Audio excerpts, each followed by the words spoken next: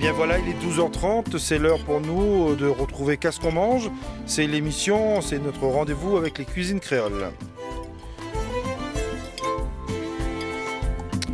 Et comme nous sommes le 1er décembre, on est début décembre, c'est ce que vous avez certainement remarqué en vous réveillant ce matin. Décembre, c'est aussi les fêtes qui arrivent. Il y a une série de fêtes, c'est Noël, la Saint-Nicolas ou la Saint-Sylvestre.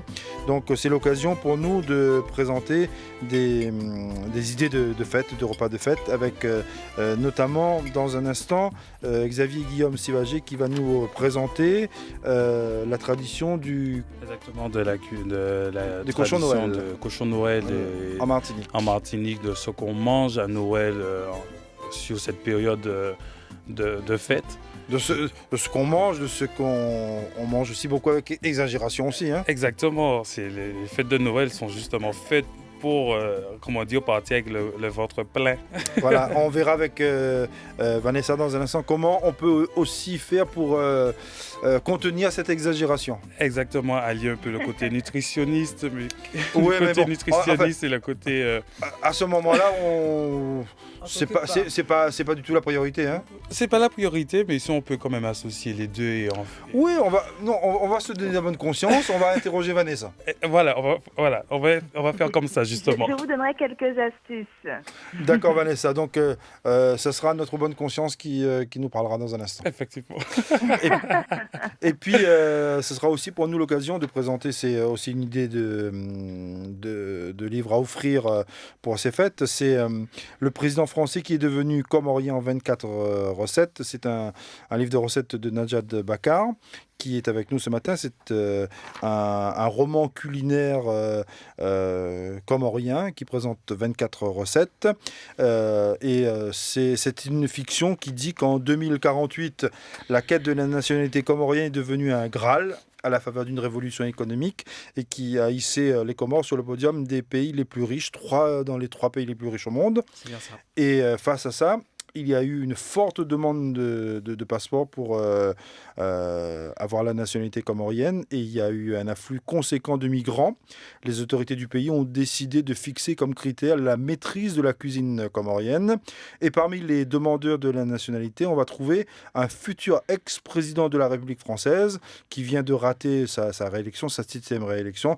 C'est un peu... bonjour Najat. Bonjour. C'est un peu... On peut dire une revanche sur l'histoire ?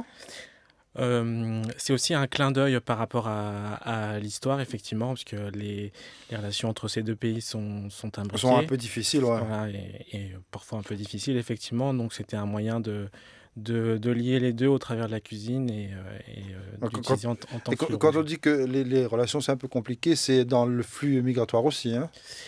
C'est plutôt les Comoriens qui veulent rentrer en France. Et là, on regarde différemment. En 2048, le pays devient très riche et c'est les Français qui veulent avoir la nationalité comorienne. Oui.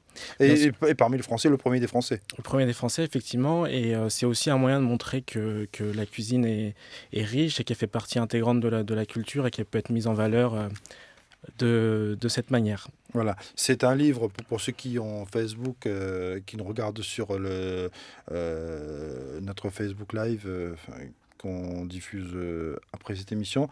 Ils verront, c'est le livre de Najat Bakar, c'est Macaron, c'est ce livre-là. Macaron, c'est le président français qui est devenu comorien en 24/7.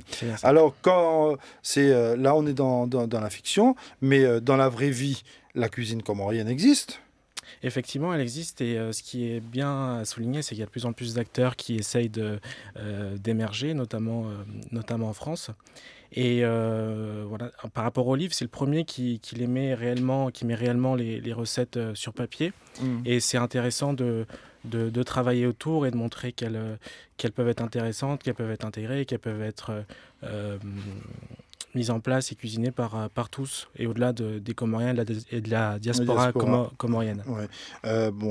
Dans ces recettes-là, beaucoup de recettes aux légumes, ou aux fruits, des brochettes de fruits, des samoussas, c'est tout ce qui fait la richesse de la cuisine comorienne. Oui, ce qui fait la richesse, c'est que la cuisine est métissée. Ce qui était intéressant en mettant toutes ces recettes sur papier, c'est de voir qui a des partages et des convergences avec d'autres pays. Il y a des recettes qu'on retrouve par exemple sous différentes formes en Tanzanie, à Madagascar, au Ou le Maurice, samoussa. à Le la Réunion, samoussa effectivement. de la Réunion de l'île Maurice, le samoussa qui s'appelle le samboussa. Après, je connais pas le nom Non, mais exact. je vois sur les Comoriens, c'est le samboussa. Oui, C'est ça. Sambusa, oui, Ça. effectivement. Bon, après, Pour- c'est la pour les même chose. Comores. C'est la même chose. C'est cette pâte de riz et puis fourrée Fourré de viande, de d'épices, viande ou de légumes ou Mhm. de tout ce qu'on veut. Il Hein. peut y avoir plusieurs variantes, effectivement. Voilà. Et revenons à la trame de ce livre-là, hein, puisque c'est 24 recettes. Et on disait, on s'imagine déjà en 2048, dans 50 ans, ou un petit moins de 50 ans, le pays devient très riche. Et là, il y a presque un grand concours culinaire. Oui, effectivement. On est presque dans Top Chef, et puis ceux qui veulent avoir la nationalité comorienne sont obligés de passer toutes ces épreuves et C'est de ça. réussir les 24 recettes. C'est ça. En fait, Emmanuel Macaron il fait partie d'une promotion de 10 personnes. Et en fait, les personnes doivent maîtriser les 24 recettes définies par le ministère de la gastronomie culinaire. Et dans le cas où on ne En le fait, le maîtrise ministère de pas, la Gastronomie devient le ministère de l'Immigration. en quelque sorte, oui. En quelque sorte, effectivement, parce que c'est le passeport pour accéder à la nationalité et le plaisir de devenir comorien. Mhm. Donc 24 recettes qu'il faut, en fait, sans entrer dans le roman, dans la fiction, on peut dire que c'est 24 recettes que presque tous ceux qui connaissent les Comores ou qui habitent dans l'océan Indien ou qui ont une attache aux Comores devraient savoir. Oui, c'est des recettes effectivement qui se transmettent surtout au sein des familles. Ce qui était important et intéressant par rapport au livre, c'est de montrer qu'elles peuvent exister en dehors. Et en fait, ça a pu, pendant que je faisais le livre, j'ai pu remarquer que beaucoup de gens ne connaissaient effectivement, voire pas les Comores, voire pas les recettes. Et c'est important de mettre en place cette vulgarisation et de dépasser les cercles familiaux. Mhm. Et dans ce livre-là, quand on regarde les recettes, on peut aussi les regarder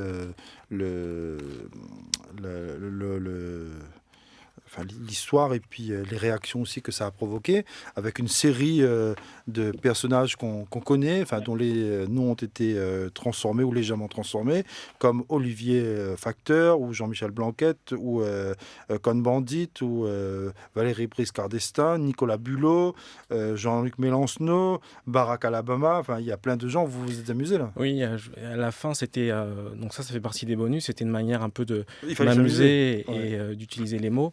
Et en fait, j'ai imaginé la ville de la critique avec 100 personnes, 100 personnalités politiques qui donneraient leur avis sur le livre. Donc, par Voilà. exemple, Et là, je vois une réaction, c'est de Silvio Berlusconi qui dit qu'il n'y a pas assez de recettes au gingembre. voilà, c'est Bon, ça. C'est c'est par rapport à son sa réputation. caractère et voilà. Et par exemple, il y en a d'autres. Il y a Pénélope Fillon qui aurait dit enfin un livre de cuisine fictif. Par rapport effectivement à 2017. Ouais, et puis je ne sais plus si c'est Pénélope ou c'est François. François qui disait que au moins il pourra se servir de toutes ces casseroles. C'est ça. Et en fait, voilà, c'est un moyen de faire le lien entre la politique et la cuisine. Entre le monde vrai, Mhm. parce que même si on est dans la fiction, on est quand même dans le monde réel. Hein. Oui, il y a des liens effectivement avec la réalité. Maintenant, c'était intéressant aussi de travailler dans le futur pour dépasser un peu le contexte actuel. Voilà, parce qu'il y a Georges Tronc qui s'est illustré dans l'actualité ces derniers jours, qui dit que lui, il a pris son pied. Oui, effectivement. Après, il y en a d'autres. Hein. Par exemple, François Mitt, Errant, Farce tranquille. C'est la farce tranquille. Voilà. Il y en a beaucoup.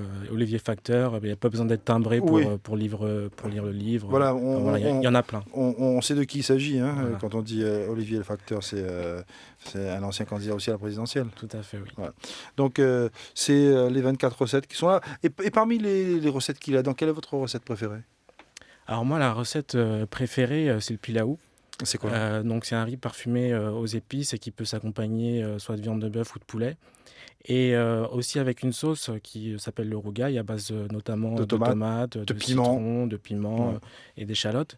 Et c'est une recette que j'ai eu le plaisir de présenter dans le cadre d'un voyage. En fait, pour la promotion du livre, j'ai fait plusieurs vidéos et je suis allé en Roumanie notamment. Et donc, une mère de famille roumaine m'a présenté une recette roumaine et moi j'ai présenté donc ces deux recettes du livre donc notamment le rougail. Et j'en ai fait une petite vidéo qui est disponible sur Sur mon YouTube. compte Vimeo, pas sur Ouais, YouTube. ouais. Et donc voilà, c'est ma recette préférée. Voilà, donc c'est une idée de cadeau pour cette Oui, fin de d'année. cadeau hein. à mettre sous le sapin, effectivement. Voilà, enfin, la communauté comorienne ou les autres, hein, ceux qui ont un intérêt, qui veulent connaître ces îles de l'océan Indien, connaître aussi ce qu'on fait comme cuisine là-bas. Donc, et en plus, ce sont des recettes qui ne sont pas difficiles à faire. Effectivement. Ça demande Le, peu le de rougail, temps. le Il y a- rougail de tomate, par exemple, Voilà, ça prend quelques minutes. le rougail de tomate, il suffit simplement d'avoir des piments, un peu de piment, de la tomate et puis De la des oignons. tomate, du citron. Et puis des le échalotes tour est joué. et hein. Le tour est joué, effectivement. Voilà. Et puis les samoussas, ça c'est autre chose parce Il que faut avoir un autre faut- tour de main. il faut avoir un autre tour de main. hein. Il faut savoir aussi plier les samoussas. Effectivement, en Ça, triangle. ça, c'est ce qui manquerait là-dedans, mais bon, en même temps, si on veut connaître la recette pour le pliage du samoussa, il y a plein de recettes sur Internet. Il y a plein de tutos et puis ça donnera Ouais. l'occasion de faire un tome 2 et d'être plus explicatif. Voilà. Ouais, parce que c'est vrai que le samoussa, on le voit, il est magnifique, mais comment on plie ce truc-là, c'est assez la compliqué. technique. Ouais, c'est la Faut technique. des Vraiment ouais. une technique, Ouais. ça, ça. Ouais, et c'est bon. Et c'est excellent. En tout cas, ben, merci Nadjad pour toutes ces C'est informations. moi qui vous remercie de m'avoir Merci. payé. Et puis nous, on va le temps de passer aussi, parce qu'il va falloir remplir la table avec... Tous les mecs qui sont oui, que j'ai pu faire. avec Xavier Guillaume Sivagi, on va remplir cette table. On va rejoindre notre camarade Vanessa. Vanessa, oui, donc le temps que Guillaume mette tout ce qu'il y a à mettre sur la table, et il nous a donné... oui, il nous a donné un aperçu tout à l'heure en disant c'est le moment de tout, de toutes les exagérations, hein. Exactement. Voilà. Alors On arrive en plein dedans, là. mais comment faire pour éviter, on va pas éviter, hein, mais comment faire pour que ça se passe mieux, enfin les choses, c'est que on sort de ces fêtes avec pas trop de gras. Ben, c'est pas seulement le gras, hein. Il faut arrêter de diaboliser le gras, hein. C'est surtout aussi, moi, l'image que j'ai des fêtes, c'est de tout, hein. C'est beaucoup d'excès en termes de gras, en termes de sucre, surtout, hein. Ouais. Les chocolats, L'alcool et tout. compagnie, l'alcool, et en termes de protéines, parce que là, on va vraiment multiplier, manger tout ce qu'on mange pas dans l'année. Alors en France, ça va être les huîtres, avec de la dinde, avec de la viande, enfin, du foie gras. Enfin, ça va être tout ça en même temps et dans un seul repas. Donc c'est vraiment plus ça le grand danger, c'est des excès dans tout. Là, il faut protéger aussi l'estomac, non? Voilà, ce qui va souffrir pendant donc Ouais, les fêtes, pendant presque un mois, c'est- notre pauvre estomac, il va souffrir. Hein. Mais je pense que depuis Alors, quelques années, notre corps, notre métabolisme s'est habitué à savoir qu'en décembre, Ah oui, il sait que sur l'année, il y a un 12e de l'année qui est consacré à ça. voilà, qui est consacré à la nourriture, parce qu'après, comme je dis ça, toujours, ça. il y a le confort qui est la nourriture, puis après, il y a la période de carnaval qui va arriver où on va se dépenser. Donc, rien n'est pas fait par Bien hasard. sûr, ça peut marcher comme ça. La Bien grande sûr, Il faut bouffe. penser comme ça. Oui, mais attention, hein, attention, hein. J'aime bien entendre que le corps se souvient et n'oublie pas qu'il y a le 12e du mois, mais De l'année, Dans de la l'année. tra- dans l'année, mais encore une fois, bon, Nicole Etienne encore, dans la tradition, ce que la nouvelle génération, je n'ai rien contre, hein, oublie, c'est que nos parents, il y avait des périodes où on avait les purges, où on avait ceci, on avait cela. Mais c'est ce que va nous proposer Vanessa. Exactement. Effectivement. Exactement. Mais la période de Oui, donc purge, c'est vrai que la période de purge qu'on va prendre, elle est quand même très bas comparé à Noël, c'est fin Oui, de l'année. oui, La période oui. de purge, on arrive quasiment vers mai, avril. Un Oui, peu, voilà. Pentecôte, on va dire, par là. On va trop s'ennuyer. oui, Alors, mais, oui, mais qu'est-ce on ne la fait pas. Bon, on allez, ne la fait plus. C'est vrai. Bon, là, on est en train de parler de choses comme ça, Vanessa, mais on va dire quand même ce qu'il y a parce que on va de parler de purge et compagnie. Alors, qu'est-ce qu'on mange? Eh ben, le Xavier. Bah, ce que je vous propose Oui. pendant les fêtes, effectivement, puisque votre estomac, votre foie, votre pancréas va devoir travailler beaucoup aussi parce que on va faire des excès, on va devoir sécréter beaucoup d'insuline pour, on sait que c'est l'hormone qui nous permet justement de gérer le sucre, de gérer les excès en général. Et puis finalement, l'insuline, elle nous fait stocker. Donc, il faut faire gaffe à tout ça.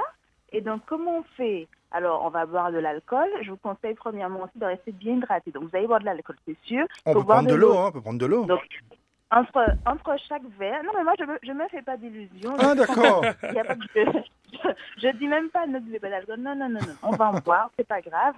Mais on va boire de l'eau entre-temps. Et pourquoi pas même préparer de la tisane glacée avec des plantes comme par exemple de la citronnelle qui a une belle action détox ou de la groseille pays, c'est la saison. On en a parlé la dernière fois, le bissap, c'est ça la Oui. groseille pays. Donc on prépare l'infusion avec ça, on le fait glacer, donc on fait un thé glacé. Et on va boire ça entre les verres d'alcool. C'est festif en plus. On peut même mettre, pourquoi pas, de l'eau gazeuse dedans pour que ce soit un peu pétillant. Un petit peu de sucre, pas beaucoup, un tout petit peu. Encore mieux si on a de la stevia, de la poudre de feuilles de stevia pour sucrer sans calories. Et on boit ça aussi. Et du coup, on aide un petit peu notre organisme à gérer cet excès d'alcool. Et il y a d'autres tisanes dont je parle avec des plantes de la Caraïbe, des plantes qu'on peut trouver aussi bien sûr partout dans le monde créole, puisque ce sont des plantes souvent qui ont voyagé avec les populations africaines et indiennes. Donc par exemple ce qu'on appelle le fond-basin, le basilic, c'est le basilic sacré, le tulsi, qui est aussi une très belle plante et qui fait des bonnes tisanes. Il y a l'atumo aussi. C'est une variété d'alpinia, l'atumo, qui fait une super bonne tisane qu'on peut boire chaude ou glacée. Et c'est rose en plus, donc c'est joli, ça peut être festif, ça peut changer, ça peut être intéressant. Donc première chose, être un peu plus hydraté. Et puis aussi, je vous parlais du fait qu'on va faire des excès dans tout, donc gras, féculents et protéines. Donc ce qu'on peut maîtriser un peu plus facilement, c'est la quantité de féculents. Donc, si vous avez déjà mangé, vous allez manger, des chocolats, il y aura beaucoup de riz, il y aura beaucoup des frites ou des choses. Qu'est-ce qu'il peut y avoir? Du pain. Alors, justement, on va vous dire ce que nous, on va manger ce matin. Le Xavier, Xavier Guillaume. Alors, qu'est-ce que vous... Parce que là, on fait comme si on était à la maison vraiment, on va grignoter. Qu'est-ce qu'il y a ce matin à manger? Comme ça, Vanessa n'aura pas mauvaise conscience à nous dire tout ce qu'elle est en train de nous raconter. Donc, ce matin, depuis hier, depuis hier, il a travaillé. Depuis hier, j'ai quand même travaillé dessus. J'ai fait exactement ce qu'on appelle chez nous le cochon de Noël, le jambon de Noël. J'ai préparé du boudin, j'ai préparé des pâtés créoles à base de farce de chair à saucisse. Bon, le côté, je vais pas mentir, qui est un peu très, on va dire un peu très gras, très calorique, très sucré. Mais c'est bon, très bon. Ah, voilà. Ça va être le jambon parce que je l'ai quand même fait caramel. Je l'ai préparé depuis hier 17h. Je l'ai donné déjà une première cuisson avec plein d'épices dedans, avec aussi un peu d'huile fumée qui aura apporté un peu le côté un peu boucané de tout ça. Je l'ai fait cuire pendant à peu près 3-4 heures. Wow. Hier soir, je l'ai fait cuire après 2 heures au fond, en ajoutant un peu de miel dessus, du gingembre, un peu de soja, une réduction de jus d'ananas, pour avoir un petit côté un peu très exotique, parfumé. Ah oui, ça c'est salé. il est très très très beau. C'est une cuisse, une demi-cuisse, c'est quoi? C'est la partie on va dire de la cuisse. Le jambon, c'est la cuisse. Puis après, j'ai fait aussi des pâtés créoles. Pâtés créoles, ouais. Dedans, c'est une pâte feuilletée. La pâte feuilletée, on sait que c'est du beurre. Ouais. On va pas se la cacher, mais c'est du bon beurre, c'est du bon gras qui est super bon. Sans ce gras-là, ça serait pas bon. Ce serait sec. Bah oui, ça serait pas bon aussi. Bon. Tant qu'à faire, quand on est dans l'exagération, Vanessa, aller jusqu'au bout. Quand on est en train d'exagérer, il faut qu'on aille jusqu'au bout, il faut assumer. Effectivement. Puis pour les fêtes, on peut faire des entorses. Vanessa, je sens qu'on essaie de t'amadouer là. Ouais. Mais ce que moi je peux. Mais je crois aussi pour avoir bonne conscience. Je ne sais pas si tu as l'image, alors la présentation, tout autour, il y a du vert. Hein. Ah, il y a de la salade, de la Non, mais tomate. bon, Il y a mais- quand même Tout, l'état ouais. d'esprit. Ouais. Non, mais bon. C'est ce que j'allais dire justement. Donc voilà, donc on a toutes ces bonnes choses qui Ouais. sont excellentes et qu'on va manger avec plaisir. Il n'y a pas de question de se Ah, priver de le cette plaisir sera là. qualité. Hein. Ouais. Voilà, mais c'est justement à essayer d'apporter sa petite touche saine. Alors si on est invité, mon conseil c'est d'amener une salade parce que vous savez qu'il n'y en aura pas. Ah, bon, Vous le savez. Donc, emmenez. on ramène la salade dans son sac. Dans son sac, on ramène la salade. On ramène un plat parce que souvent on partage, hein, c'est la famille, c'est voilà. Donc on ramène une grande salade à partager et ça va un petit peu donner un bon exemple et apporter la petite touche de verre, de fibres. Et c'est les fibres qui vont être intéressantes d'apporter des fibres pendant les fêtes avec les repas qui sont trop gras, trop sucrés, trop salés aussi et trop riches. Hein. C'est avec des fibres, ça va réussir à nous aider à mieux digérer, à absorber un peu les excès aussi. Hein. Donc effectivement, c'est ça qui va être intéressant. Donc du verre, comme d'habitude. Mais du verre, Vanessa, du verre, et voilà. Moi, j'écoute ce que dit Vanessa, mais en même temps, je goûte aussi ce qu'il y a dans mon assiette. Et effectivement, le jambon est excellent. Comme le jambon est excellent, il y a des choses. Je ne sais pas si on arrive à entendre tout ce que. Tous les conseils. Hein. C'est ça, donc voilà, depuis hier, je suis en préparation sur un peu sur les produits qu'on mange chez nous lors des fêtes de Noël, qui est le boudin créole, le jambon, les pâtés, il y a aussi les pois d'Angole, il y a aussi la queue de cochon. Ah oui. Monsieur Nicole, qu'est-ce que vous en pensez de tous ces produits-là? Il y a aussi, Tous ces produits-là. il y a aussi le punch coco, le punch cacahuète, il y a tout ça. Ce que je pense de ces produits, c'est très très bien, mais sur la table, on va dire que c'est un peu incomplet, puisque il manque le schrob, il manque le punch coco, il manque le sirop de groseille. Mais en même Voilà, temps, on n'est pas là aussi pour inciter les gens à la consommation d'alcool. Hein. Non, c'est pas une consommation C'est pas une d'alcool. Parce consommation. que on a dit, quand on va dans l'excès, on va dans l'excès. On va dans l'excès, Alors, effectivement. voilà, c'est ou bien on va dans l'excès, ou bien bon, on Ou fait sur le pas. côté, on ne fait pas. Oui. Mais en tout cas, le cochon, là, il est excellent. Hein. Et pour le faire, c'est 3 heures ou Non. plus que ça? Moi, j'ai pris un peu plus de 3 heures parce que quand je fais quelque chose, je le fais jusqu'au bout. Et j'étais parti sur une technique, sur des arômes et des cuissons ou des réductions de jus pour amener le côté C'est exotique cuit à la parfumé. marmite ou bien c'est cuit C'est au cuit four? C'est cuit à la marmite. Hmm.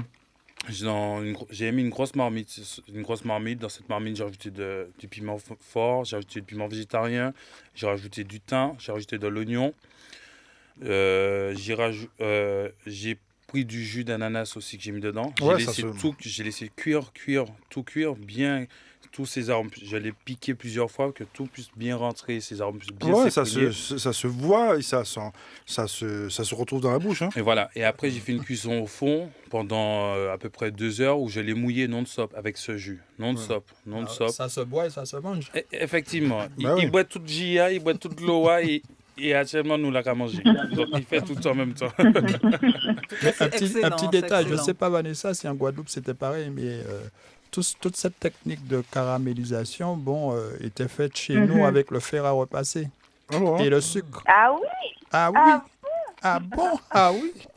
Et comment on fait avec le C'est-à-dire fer à repasser? quand tout ce qu'il a dit, quand on avait assaisonné, on avait fait cuire et tout, le côté caramélisé qui était Un coup de fer à autour, repasser dessus. il y avait un fer à repasser qu'on appelait, c'est un tout petit fer à repasser complètement en métal. Et avec cela, et avec le sucre, on caramélisait complètement le jambon. Voilà, Ouais, c'est d'accord. vrai, ouais. Génial.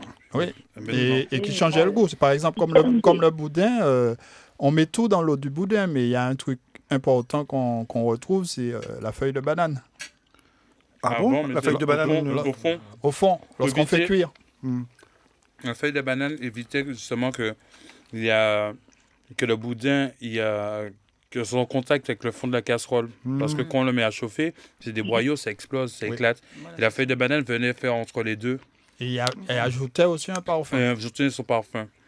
Ça, c'était des méthodes vraiment de ma grand-mère où on voyait tout ça. Voilà. Et que le pâté, bon, tout le monde maintenant, on achète ceci, on achète cela, mais nous, enfants, on devait couper, on devait hacher la viande, passer au moulin. Eh bien, justement, c'est que moi, la force que j'utilise, je prends de la chair à saucisse et je rajoute dedans, moi, de la welle de porc.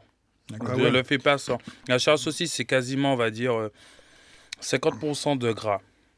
Mais pour avoir vraiment le goût de viande de cochon, parce que moi, quand je fais quelque chose, quand je mange quelque chose, je mange un pâté, puis il est farci. Il faut que, Il y a de la mâche dedans, il y a c'est du goût. c'est du cochon aussi. Hein.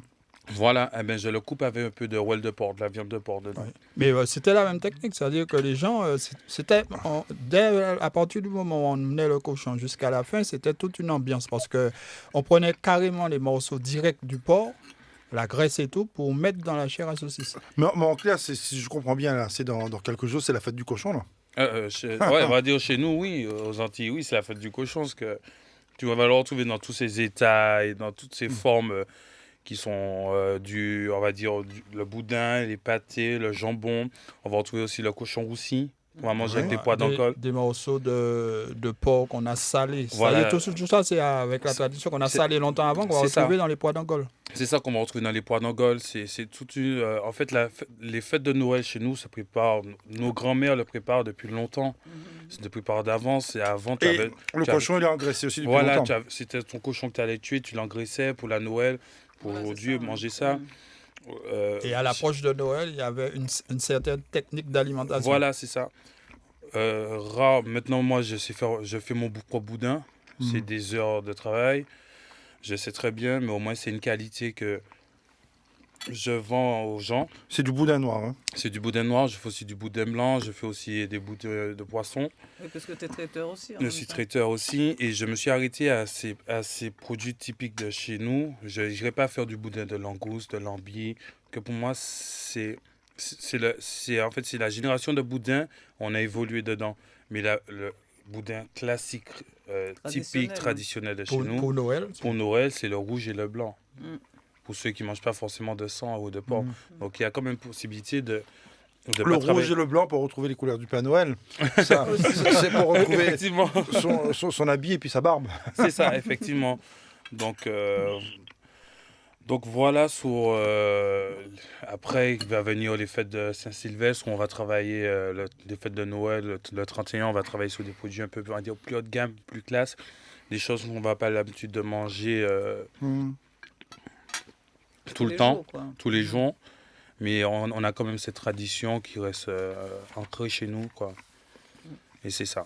En tout cas, c'est excellent. Hein. Vanessa, c'est excellent. C'est excellent. On essaiera de ne pas faire trop d'abus, hein, de ne pas trop exagérer, mais enfin, c'est une promesse d'ivrogne. Hein. Parce que ce jour-là, on peut pas faire l'impasse, là. Hein. Voilà. Et puis, ça serait mal élevé de notre part aussi. D'arriver devant tout ce qui a été préparé et puis de dire, bah non. On mange pas. Surtout qu'à Noël, c'est le... Je vous ai pas dit de pas manger. Je vous ai pas dit de pas manger. Attention, hein. J'ai jamais dit ça, moi. Hein. Surtout qu'à Noël, c'est le partage. C'est ça, Ouais, et puis, on va pas se contenter uniquement du verre qu'il y a dans... C'est pas le plus intéressant à Noël, le verre. Ouais, non. Disons, Vanessa, elle dit avec modération. C'est ça, Vanessa? Vanessa nous dit, limitons les dégâts. Voilà. Moi, vous ne m'avez pas écouté. Hein. Je vous donne des astuces bien précises. Hein. Après, vous faites ce que vous voulez. Mais sans oublier le thé sans oublier les thés qu'on peut boire le soir pour bien digérer tout ça. Côté, hein. Je sais que j'ai mangé des bonnes choses. Hein. Je suis de votre côté. Hein. Comme toi. Voilà, donc nous, ça nous donne bonne conscience, en sachant que Vanessa aussi fera ses excès. Hein. Mais bon, c'est vrai qu'elle fait des excès, mais bon, pour elle, il y a moins de risques. Pourquoi? Vanessa a encore de la réserve. Hein. En tout cas, merci Vanessa pour ces conseils qui nous permettront de limiter les dégâts, de faire les excès avec une certaine conscience quand même. Cette émission a été mise en onde par Bruno de Somme. La préparation est toujours signée de Jessie. L'Académie de l'art culinaire est représentée par Nicole Etienne. Et puis aujourd'hui, notre chef était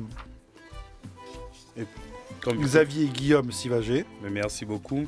Puis comme je dis aussi, je suis chef dans une brasserie, le Cocart, qui se trouve dans Paris, dans le 19e, au 154 boulevard McDonald, Paris, 19e, où je fais aussi tous ces plats.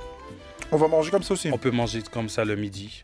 Exactement, c'est que je fais le midi sous les plats jours, je fais énormément de cuisine créole. On est beaucoup sur un restaurant capverdien et métissé où voilà, ça permet de m'éclater, de faire part, de donner de faire découvrir à tous mes clients cette cuisine. Ok, ben merci.